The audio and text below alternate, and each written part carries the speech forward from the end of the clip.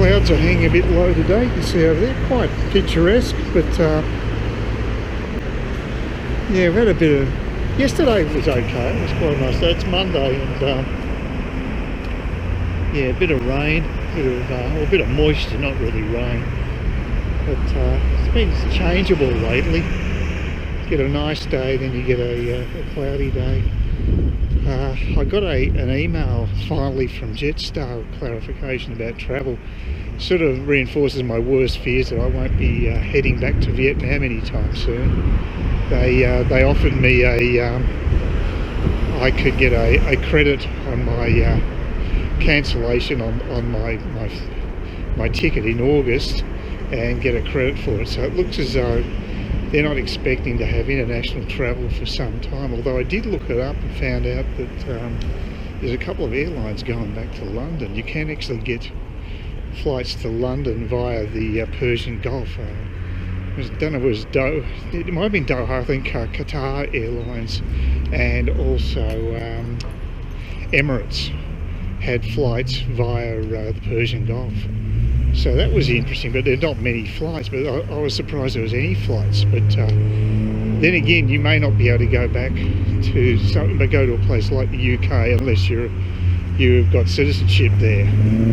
So that's the way it is here. You can come back here, but you have to be an Australian citizen or resident, I think. So they've got that stipulation still. So even though I know that Bali was talking about opening up the country to tourism, well, presumably it means you don't have to be an Indonesian citizen to get there. But I'm not sure what's happening in Vietnam. I think they've got things under control, and hopefully things will open up there. But the trouble is, I may not be able to get a flight here. It's killing Cairns, because Cairns lives on having the air links. Without those, tourism is absolutely throttled up here. So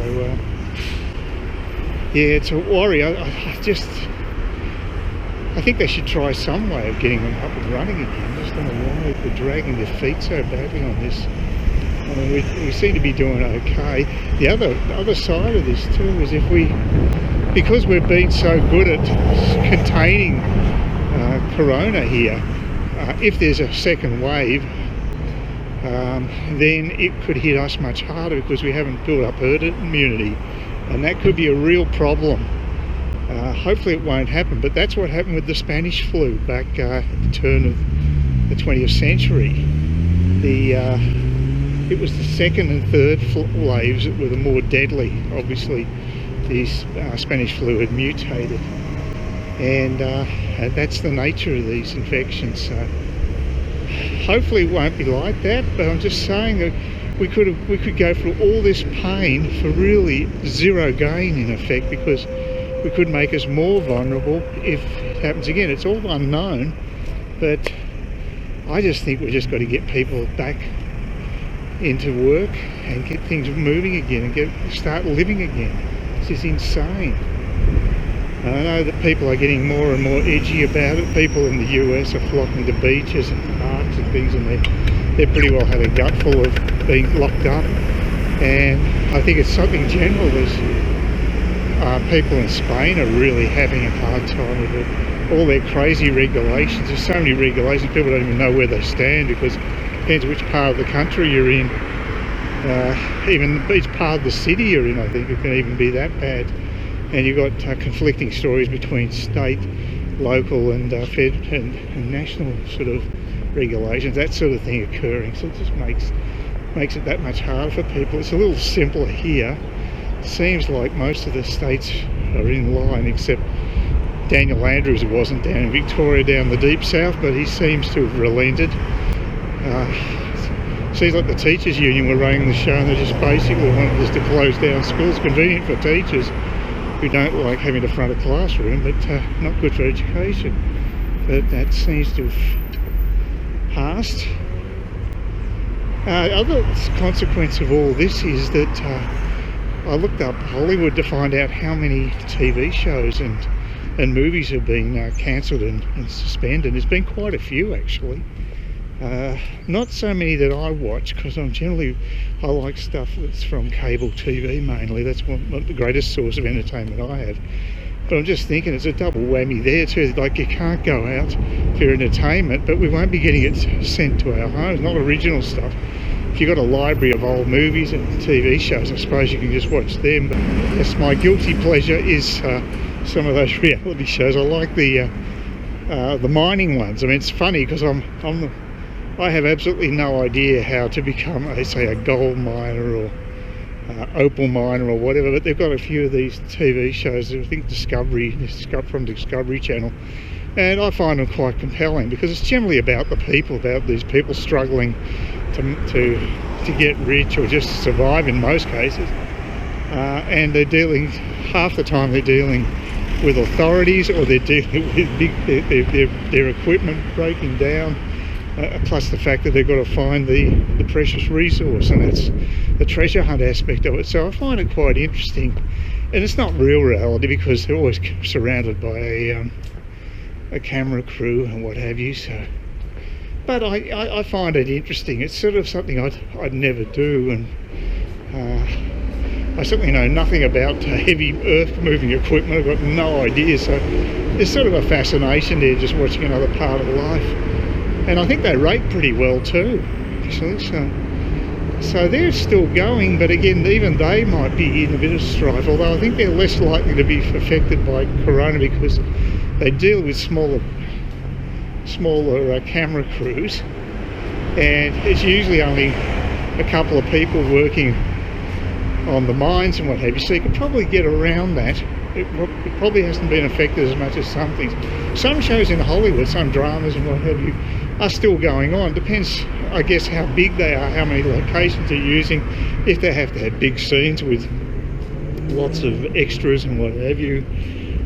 It all depends on the logistics, I guess.